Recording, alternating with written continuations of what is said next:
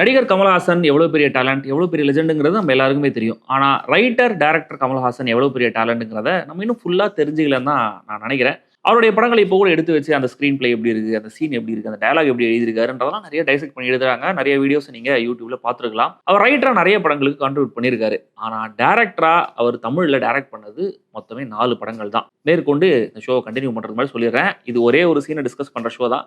ஆனாலுமே கூட spoilers ahead. Virumandi படத்த நீங்க பார்க்கல அப்படின்னா, பார்த்துட்டு வந்து கூட இந்த எபிசோட நீங்க பார்க்கலாம்.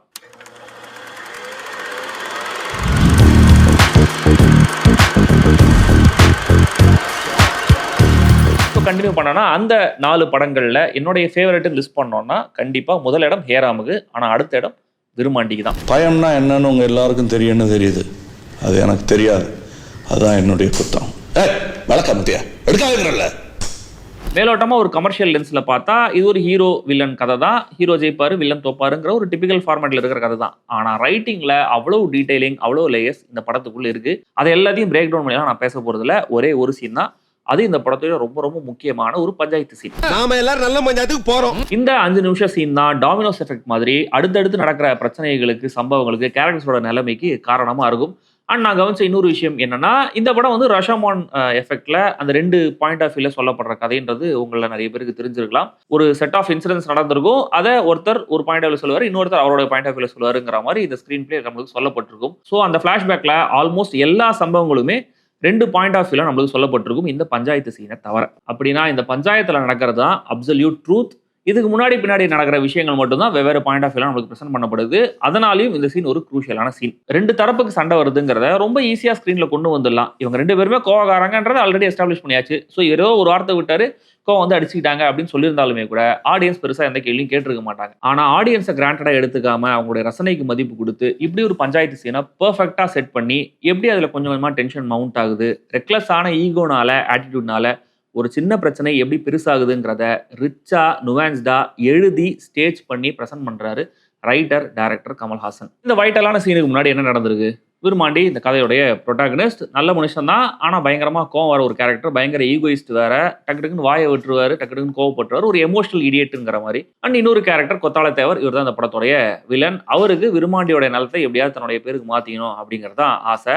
அதனாலேயே அவருக்கு விருப்பம் இல்லைனா கூட தன்னுடைய அண்ணன் பொண்ணு அன்னலட்சுமி விருமாண்டியை லவ் பண்றதை அவர் அலோவ் பண்றாரு. இன்னொரு கேரக்டர் நல்லவன் நாயக்கர், அந்த ஊர்ல இன்னொரு பெரிய மனுஷன், இவர் நியூட்ரலான ஆள் தான். இவர் சின்ன வயசுல ஒரு தப்பு பண்ணிட்டு ஜெயிலுக்கு போயிட்டு வந்ததுனால இனிமே வயலன்ஸ் பக்கம் போகக்கூடாது அப்படின்னு முடிவு பண்ணி அதை ஃபாலோ பண்ற ஒருத்தர். விருமாண்டி சிங்கப்பூர்ல ஏதோ ஒரு பிரச்சனையில மாட்டி தண்டனைலாம் வாங்கி அதுக்கப்புறம் அவருடைய சொந்த கிராமத்துக்கு திரும்ப வந்திருக்காரு. இங்க அவருக்கு பாட்டி மட்டும்தான். இவங்க ஃபேமிலிக்கு ஒரு லேண்ட் அங்க இருக்கு. அந்த லேண்டை அவங்க பாட்டி ரொம்ப பத்திரமா பாத்துக்கிட்டு இருக்காங்க. அந்த காரணத்தினாலே சுத்தி இருக்கிற லேண்ட்லாம் நிலத்தடி நீருங்கிறது 100-150 அடியில இருக்கு. ஆனா இவங்க லேண்ட்ல மட்டும் 15 அடியிலே நிலத்தடி நீர், நல்ல நீர் கிடைக்குது. இந்த நிலத்தை வச்சுதான் இந்த படத்துடைய பிரதானமான பிரச்சனை ஆரம்பமாகுது. ஆல்ரெடி அந்த கிராமத்துல கொத்தாள தேவருக்கும் நல்லவன் நாயகருக்கும் ஒரு பகை ஓடிட்டு இருக்கு. ஜாதி ரீதியான பகை ஒரு பக்கம். இன்னொரு முக்கியமான பகை என்னன்னா, கொத்தாள தேவருடைய அப்பாவை கொலை பண்ணது நல்லவன் நாயகர் தான். அதனாலதான் அவர் சின்ன வயசுல ஜெயிலுக்கு போயிட்டு வந்திருக்காரு. கதை ஆரம்பமாகிற கொஞ்ச நேரத்திலேயே விருமாண்டியோடைய பாட்டி இறந்து போறாங்க. அவங்க இறப்புக்கு அப்புறம் நிறைய பேர் அந்த நிலத்துக்கு வேலை பேச ஆரம்பிக்கிறாங்க. ஆனா விருமாண்டி யாருக்குமே தரமாட்டேன்னு ரொம்ப உறுதியா இருக்காரு. கொத்தாள தேவருக்கு எப்படியும் அந்த நிலம் நல்லவன் நாயகர் கைக்கு போயிடக்கூடாதுங்கிறதா ஒரு முக்கியமான விஷயம். சோ அதுக்கான விஷயங்கள்லாம் அவர் முடிஞ்ச வரைக்கும் பண்ணிட்டு இருக்காரு. ஒரு நாள் விருமாண்டி மேலேயே கொலை முயற்சி நடக்குது. அவர் அன்னலட்சுமி காப்பாத்திடுறாங்க. ஆனா அவரை கொல்ல பார்த்தது நல்லம நாயக்கர் தான் அப்படின்னு கொத்தாள தேவர் ஏத்தி விட ட்ரை பண்றாரு. ஆனா விருமாண்டியை வெட்டினது கொத்தாள தேவருடைய அருவாள் தான் அப்படின்னு ப்ரூவ் பண்றாங்க அன்னலட்சுமி. பட் ஸ்டில் இதையும் மேனிபுலேட் பண்ணி நல்லம நாயக்கர் மேலேயே பழி போறாரு கொத்தாள தேவர். சோ என்ன கொலை பண்ண பார்த்தாங்க அப்படின்னு நல்லம நாயக்கர் மேல போலீஸ்ல கம்ப்ளைண்ட் கொடுக்குறாரு விருமாண்டி. இந்த புகாரை பத்தி விசாரிக்கிறதுக்காக தான் பஞ்சாயத்து கூடுது. 2 தரப்பு குடும்பங்களும் இருக்காங்க, 2 தரப்புக்கு சப்போர்ட் பண்ற ஊர் மக்களும் இருக்காங்க, போலீஸும் இருக்காங்க. சோ சீனை செட் பண்ணியாச்சு. ரொம்ப முக்கியமான சீன், என்ன வேணா நடக்கலாங்கிற சூழல் இல்லையா. சோ டிராமாட்டிக்கா தான் ஆரம்பிக்கிறாங்க. ஒரு மின்னல் வெட்டுது, இடி இடுக்குது, அந்த ஷாட்டோட தான் இந்த சீன் ஓபன் ஆகும். இந்த பஞ்சாயத்து எப்படி ஆரம்பிச்சிருக்கும், யார் என்ன பேசியிருப்பாங்க அப்படின்னு எல்லாமே இம்ப்ளைடு தான், எல்லாமே நம்ம இமேஜினேஷன் தான். நல்லம நாயகர் கேரக்டர் ஏதோ ஒரு கேள்விக்கு பதில் சொல்ற மாதிரி தான் இந்த சீனுடைய முதல் டயலாகும் ஆரம்பமாகும். ஒரு பக்கம் விருமாண்டி, அவருக்கு பின்னாடி கொத்தாள தேவர் அவங்களுடைய சப்போர்ட்டர்ஸ், இன்னொரு பக்கம் நல்லம நாயகர் சென்டர்ல உட்காந்துட்டு இருப்பார் பொறுமையா, சுத்தி அவருடைய சப்போர்ட்டர்ஸ். இந்த பஞ்சாயத்து சீன்ல சினிமாடோகிராஃபிங்கிறது ரொம்ப கேண்டிடா ஒரு டாக்குமெண்ட்ரி கேப்சர் பண்றது, நிஜமான பஞ்சாயத்து சீனை கேப்சர் பண்ற மாதிரி தான் இருக்கும். நல்லம நாயகர் பேசும்போது அவருடைய எக்ஸ்பீரியன்ஸை, மெச்சூரிட்டியை காட்டுற மாதிரி ரொம்ப பொறுமையா, நிதானமா, ரேஷனலா பேசிட்டு இருப்பாரு. ஆனா விருமாண்டி ஆல்ரெடி சொன்னாலே ஒரு எமோஷனல் இடியட், பயங்கரமா கோவப்படுற ஒரு ஆளுன்னு அவர் தொடர்ந்து இந்த சீன் முழுக்க ஒரு சின்ன மூவ்மெண்ட்ல இருந்துகிட்டே இருப்பாரு. இது அந்த கேரக்டருடைய ரெஸ்ட்லெஸ்னஸ் காமிக்கிற மாதிரி இருக்கும். இன்னொரு பக்கம் இந்த சீனுக்கான ஒரு லைவ்லினஸுக்கும் கான்ட்ரிபியூட் பண்ணியிருக்கும். விருமாண்டி கேரக்டர் பேசும்போது நாயக்கர் சைடுல இருக்கிற ஆட்களுடைய தலைகள் சஜஷன்ல இருக்கும். அண்ட் நல்லமநாயக்கர் பேசுனதுக்கு பதில் சொல்ற மாதிரி விருமாண்டி பேசும்போதும் அது சின்ன சிங்கிள் டேக்ல கட்டு இல்லாம தான் நம்மளுக்கு காட்டியிருப்பாங்க. விருமாண்டி கேரக்டர் பேசுறத இந்த பக்க வியூல காமிக்கும் போது அது மோஸ்ட்லி கொத்தாள தேவருடைய பாயிண்ட் ஆஃப் வியூல தான் காமிச்சிருப்பாங்க. ஏன்னா இந்த மொத்த சீனும் ஃபுல்லா வரது கொத்தாள தேவருடைய ஃபிளாஷ்பேக் நரேட் பண்ணும்போது தான். ஸோ அவரோட வியூ. இன்னொன்று வார்த்தையை விட்டு விருமாண்டி கேரக்டர் எமோஷனல் ஆகிறாரு அப்படிங்கிறத காட்ட இந்த கேமரா மூவ்மெண்ட்ல ஸ்மூத்னஸை கம்மி பண்ணி இந்த ஹேண்டல்ட் எஃபெக்ட்ல கொஞ்சம் கொஞ்சமா ஷேக் பண்ண ஆரம்பிச்சிருப்பாங்க. அண்ட் கொத்தாள தேவர் சைடு ரியாக்ஷன்ஸ் எல்லாத்தையுமே குரூப்பா தான் கேப்சர் பண்ணியிருப்பாங்க. இவங்கெல்லாம் ஜஸ்ட் அங்க வந்தது என்ன நடக்குதுங்கிறத அப்சர்வ் பண்ண மட்டும்தான் அப்படிங்கிறத காமிக்கிறதுக்காக இப்படி ஒரு ஆங்கிள் வைக்கப்பட்டிருக்கலாம். முக்கியமா ஒரே ஒரு இடத்துல விருமாண்டி கேரக்டர் சொத்தை எல்லாத்தையும் ஊருக்கு எழுதி தரேன் அப்படின்னு சொல்லும் போது மட்டும் கொத்தாள தேவர் கேரக்டர் அப்செட் ஆகாத கொஞ்சம் பக்கத்துல போய் பெட்டரா ரெஜிஸ்டர் பண்ணிருப்பாங்க. இந்த மாதிரி ஒரு பெரிய கூட்டம் இன்வால்வ் ஆகிற ஒரு சீன்ல எக்ஸ்ட்ரா நடிகர்கள் இந்த பேக்ரவுண்ட் ஆக்டர்ஸோடைய ஆக்ஷன்ஸ் ரியாக்ஷன்ஸ்லாம் ரொம்ப ரொம்ப முக்கியம். அதெல்லாம் இந்த சீன்ல ரொம்ப ரொம்ப நேச்சுரலா இருக்கும். வழக்கமான ஒரு typical Tamil cinema panchayat scene மாதிரி இருக்காது. எல்லாரும் எல்லாத்துக்கும் ரியாக்ட் பண்ணிட்டு இருக்க மாட்டாங்க, தலையெல்லாம் ஆடிட்டு இருக்க மாட்டாங்க. ஏன் முக்கியமான கேரக்டர்ஸ் கூட ஜஸ்ட் அப்சர்வ் பண்ற மாதிரி தான் நிறைய ஷாட்ஸ் இருக்கும். இதுல ஏதாவது ஒரு நடிகர் கொஞ்சம் ஓவர் டூ பண்ணி நடிச்சிருந்தாலோ இல்ல தேவையில்லாத ஏதாவது ஆக்ஷன் பண்ணியிருந்தாலோ அந்த சீனோடைய மூடே ஸ்பாயில் ஆயிருக்கும். ஆனா ரொம்ப கண்ட்ரோல்டா இதை டைரக்ட் பண்ணியிருப்பாரு கமல்ஹாசன். ஒரு பாயிண்ட்ல நல்லமநாயகரை விருமாண்டி இன்சல்ட்டிங்கா பேசும்போது டக்குன்னு கோவப்பட்டு தூரத்துல நல்லமநாயகருடைய அம்மா அருவாள் எடுத்துட்டு கோவப்பட்டு வெட்டுறதுக்காக இறங்கி வருவாங்க. அவங்கள சுத்தி இருக்கிற லேடிஸ் எல்லாம் கண்ட்ரோல் பண்ணுவாங்க.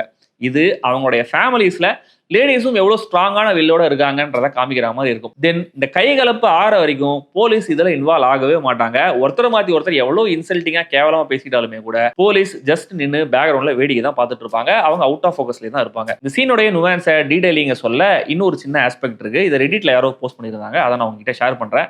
கொண்டராசுங்கிற கேரக்டர் பேசும்போது அவர் பேசி ஏதாவது வார்த்தையை விட்டு பிரச்சனை பெருசாயிடக்கூடாதுன்னு பயந்து தூரத்துல இருந்து அவருடைய வைஃப் ஓடி வந்து உட்கார்ந்துட்டு இருக்கிற அந்த ஊர் பெரியவங்க கிட்ட ஏதோ பேசி அவரை கண்ட்ரோல் பண்ண சொல்லி கேட்பாங்க. ஆனா இது மொத்தமுமே அவுட் ஆஃப் ஃபோக்கஸ்ல தான் இருக்கும். கொண்டராசு பேசிட்டு இருப்பாரு, பின்னாடி தான் இந்த ஆக்ஷன் நடந்துட்டு இருக்கும். இதை நீங்க கவனிக்கலனாலும் எந்த தப்பும் கிடையாது. ஆனா கவனிச்சா எவ்வளவு அழகா இருக்கு, அதனால தான் அதை யோசிச்சு வச்சிருக்காங்க. தென் ரொம்ப நாள் முன்னாடி ஏதோ ஒரு பிளாக் போஸ்ட்ல படிச்ச ஒரு டீடைலிங், அதையும் நான் ஷேர் பண்ணணும்னு நினைக்கிறேன். இந்த விருமாண்டி கேரக்டருடைய மூவ்மெண்ட்லேயே அவருடைய ரெக்லஸான ஆட்டிடியூட் என்ன, அவருடைய மைண்ட் செட் என்னங்கிறது நம்மளுக்கு கன்வே ஆகுது இல்லையா? அது மட்டும் இல்லாம ஒரு இடத்துல அவர் சொல்லுவாரு, இதுதான் பேப்பரு, இதுதான் பேனா அப்படின்னுவாரு. ஆக்சுவலா என்ன சொல்லியிருக்கணும், இதுதான் பேனா, இதுதான் பேப்பர்னு சொல்லியிருக்கணும். ஏன்னா நாக்கு தான் சொல்லும், இதுதான் மைண்ட்ல வச்சுக்கணும் இல்லையா? ஆனா அந்த கேரக்டர் வந்து எமோஷனலா என்ன வேணா வார்த்தை விட்டுருவாரு, என்ன வேணா பேசுவாருங்கிறத காமிக்கிறதுக்காக டெலிபரேட்டா பண்ணப்பட்ட மிஸ்டேக்காகவும் இது இருக்கலாம். மியூசிக் நம்ம மாஸ்ட்ரோ இளையராஜா அவருக்கு எங்கெல்லாம் பிஜிஎம் வாசிக்க கூடாதுங்கிறது நல்லா தெரியும் அப்படின்னு நிறைய இயக்குனர்கள் சொல்லியிருக்காங்க. இந்த படத்துடைய பேக்ரவுண்ட் ஸ்கோர் எவ்வளவு அட்டகாசமா இருக்கும் அப்படிங்கிறது உங்களுக்கு தெரியும். முக்கியமா இந்த சீன்ல என்னன்னா அவர் பிஜிஎம்மே வச்சிருக்க மாட்டாரு, லைவ் ரெக்கார்டிங் வேற. அதுவே இந்த சீனுக்கு ஒரு லைஃபை கொண்டு வந்திருக்கும். அண்ட் அந்த ஆம்பியன்ஸோட ரொம்ப மைனூட்டான சவுண்ட்ஸை மட்டும் தான் ரெஜிஸ்டர் பண்ணியிருப்பாங்க. ஒன்ஸ் இந்த கொண்டராசு கேரக்டர் விரும்பாண்டி அடிக்க போகும்போது மட்டும்தான் பிஜிஎம்ங்கிறது ஸ்டார்ட் ஆக ஆரம்பிக்கும். அந்த வயலண்டான சூழலை ஹைலைட் பண்ற மாதிரி இருக்கும். தென் இந்த சீன் முடியும் போது தான் ஆரம்பத்துல மின்னல் வெட்டுச்சு இல்லையா, அது திரும்ப இன்னொரு தடவை மின்னல் வெட்டி ஹைலைட் ஆகும், மழை பெய்யும் ஆரம்பிக்கும். ரைட்டிங்கா டயலாக்ஸா பார்க்கும்போது நல்லமநாயக்கருக்கும் கொத்தாள தேவருக்கும் என்ன பகை அப்படிங்கறத இந்த சீன்ல ஓப்பனிங்லேயே டயலாகா கன்வே பண்ணியிருப்பாங்க. தென் நல்லமநாயகர் சைட்ல அவர் மட்டும் தான் ப்ராப்பரா பேசிட்டு இருப்பாரு, மத்தவங்களும் அப்சர்வ் பண்ணிட்டு தான் இருப்பாங்க, கொண்டராசுங்கிற கேரக்டர் உட்பட. ஆனா எப்ப விரும்பாண்டி கொண்டராசுவை பத்தி பேச ஆரம்பிக்கிறாரோ அப்பதான் கொண்டராசு கேரக்டரும் பேசவும் ஆரம்பிப்பாரு. தென் நல்லமநாயகர் பேசும்போது அவர் மட்டும் தான் ஆக்சுவலா பேசிட்டு இருப்பாரு, சுத்தி இருக்கிறவங்க அவர் பேசுறதை கவனிச்சிட்டு இருப்பாங்க, ஏன்னா அவருக்கு மரியாதை கொடுக்குற விதமா. அண்ட் விரும்பாண்டி கேரக்டர் ஈக்குவலா இந்த பக்கமும் பயங்கர ஹாட் ஹெட்டடான ஒரு ஆள் இவரு